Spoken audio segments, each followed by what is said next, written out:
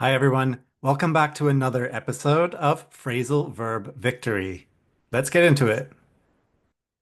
In this video, I want to talk about phrasal verbs that use the verb check.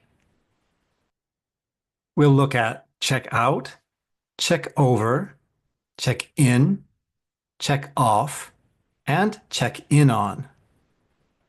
I'll start with the very common phrasal verb check out. Check out means to investigate something or to try something new to see if you like it. In other words, to make a judgment about it. We can check out music, food, restaurants, anything new to make a judgment about it. For example, we often use check it out when giving or getting recommendations. Imagine if somebody recommended a new TV show. You might say, "Great, I'll check it out on the weekend." Here's another example. Now, I really like to travel, and when I do, I love checking out local restaurants. Up next, we have the phrasal verb check over.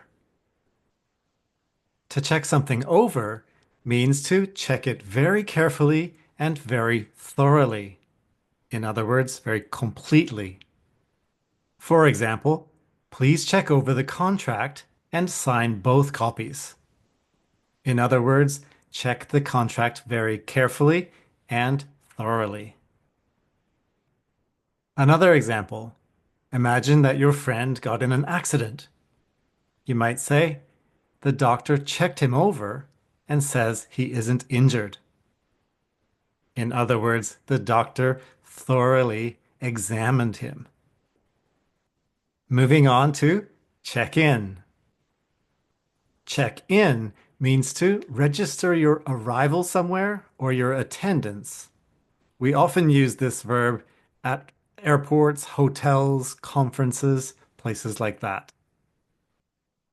You might hear this example at the airport. There's no need to rush. I've already checked in online.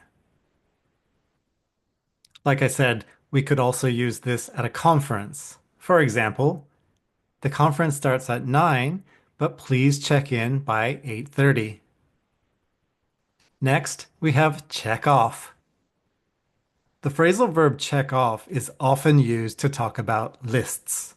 That could be a list of names, a to-do list, a checklist, and we use it when we eliminate something from the list.